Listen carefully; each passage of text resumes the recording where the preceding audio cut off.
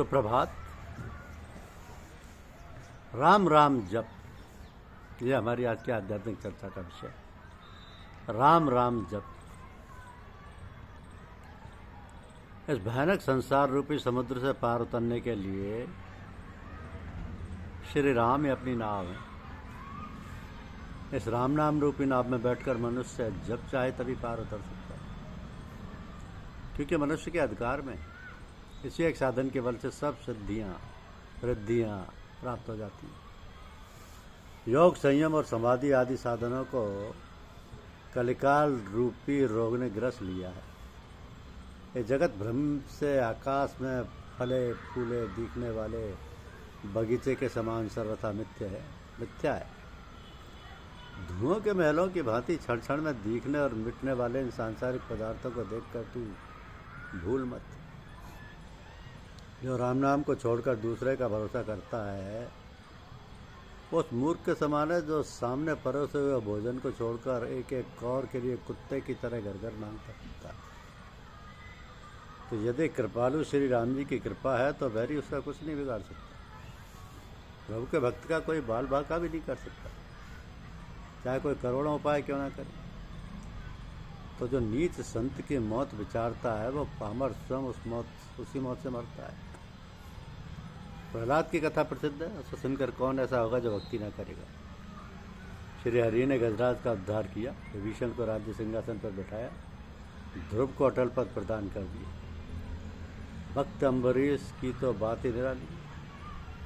महामुनि दुर्वासा ने जो उनको शाप दिया था उसका परिणाम याद करके अब भी वे गिलानी से गले जाते हैं। तो जो दूसरे के साथ कुआं खोदेगा वो दुष्ट स्वयं उसी में गिरेगा।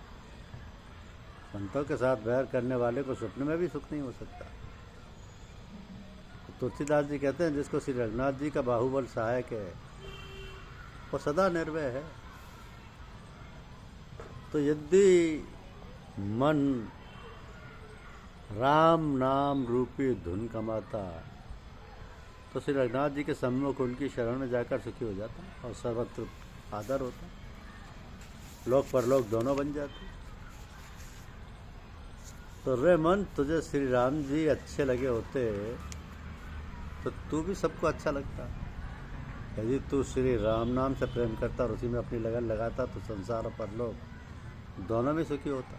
जो तू संतों की सेवा करता है एवं दूसरों का दुख सुन और समझ कर दुखी होता तो तेरे हृदय रूपी तालाब में जो करोड़ों जन्मों का मेल जन्मा है वो नीचे बैठ जाता, तेरा अंतःकरण निर्मल हो जाता।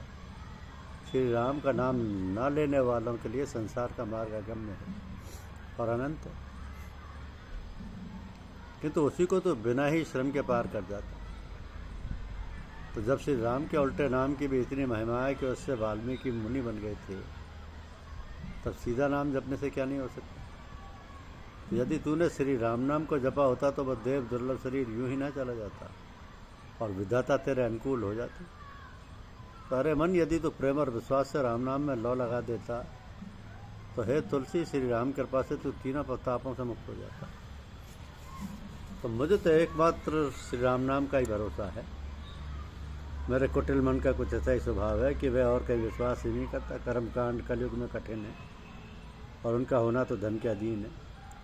अब रहे ज्ञान, वैराग्य, योग, जप और तप आदि साधन, तो उनके करने में काम, क्रोध, लोभ, मोह आदि का भय लगा रहता है। इस संसार में श्री रघुनाथ जी के गुण समूहों को गाने वाले ही सदा सब प्रकार से योग्य हैं, जो राम नाम रूपी कल्प वृक्ष की छाया में बैठे और उन्हें अज्ञान और विषयों के प्रलोभन का क्या डर है। कौन जानता है कि कौन नरक जाएगा, कौन स्वर्ग जाएगा और कौन परम धाम जाएगा।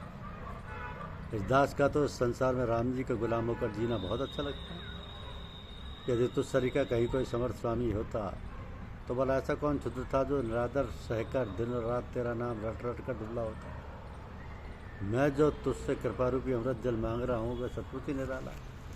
काल तथा कर्म के प्रभाव से यदि कभी कभी मन में कोई बुरी कामना आ जाती है जिससे तेरी ओर से चित्त हटने लगता है तो वैसा ही है जैसे मछली को क्षणभर का भी जल का उपयोग सहन नहीं होता।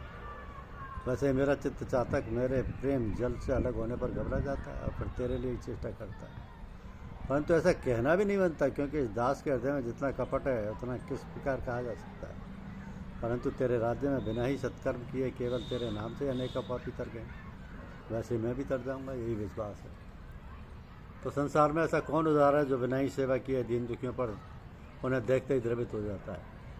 ऐसे एक श्री राम जी हैं, उनके समान दूसरा कोई नहीं। बड़े बड़े ज्ञानी मुनि योग वैरागी आदि अनेक साधन करके भी जिस परम गति को नहीं पाते, वे गति प्रभु श्री रघुनाथ जी ने गीत और सभी तक को दे दी, और उसको उन्होंने अपने मन में बहुत कुछ नहीं समझा। जिस संपत्ति को रावण ने शिव जी को अपने 10 सिर पर चढ़ाकर प्राप्त किया था, वही संपत्ति श्री राम जी ने बड़े ही संकोच के साथ विभीषण को दे डाली।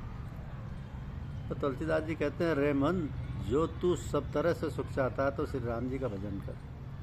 दया के भंडार प्रभु श्री राम जी तेरी सारी मनोकामना पूर्ण कर देंगे। तो हे नाथ, मुझे तो आप नरक में ही डाल दीजिए, क्योंकि हे राम जी, मैं ऐसा दुष्ट हूँ कि मैंने आपके सामने या आपके समान पवित्र और बिना ही कारण हित करने वाले स्वामी को पीठ दे रखी। घर में आपने ही माँ बाप की तरह मेरा पालन पोषण किया, आपने मुझे शुद्ध ज्ञान और अत्यंत आदर दिया। इतने पर भी मैं आपका भजन न करके आपसे उल्टा ही चलता हूँ। तो मैं अंतर्यामी प्रभु के साथ भी कपट करता हूँ, घट घट में रमने वाले सर्वव्यापी से अपने पाप से पाता हूँ। किंतु धन्य है आपके ऐसे दुर्बुद्धि और नीच पर भी आपने अपना मन प्रतिकूल नहीं किया।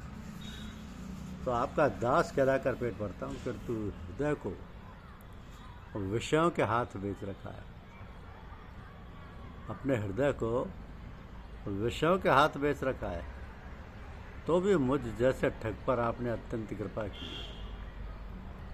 मैंने जब अपनी बुद्धि रूपी तराजू पर एक और स्वामी की सारी सेवक वत्सलता और दूसरी ओर अपना जरा सा स्वामी द्रोह रखकर तोला, तब देखने पर मेरी ही ओर पलड़ा भारी निकली। इतने पर हे नाथ, आप मेरे ऊपर कृपा की बौछारी करते चले आ रहे हैं और करते रहेंगे। तो इस दास के प्रभु आप ही रक्षा करें। राम नाम का ही सहारा है। तो मेरे तो जीवन का एकमात्र उद्देश्य यही है कि बस राम राम जप, इसी में मुक्ति है, भगवत प्राप्ति है, मोक्ष है, सब कुछ राम नाम से संभव है। धन्यवाद। यूट्यूब चैनल को लाइक और सब्सक्राइब अवश्य करें। शुक्रिया।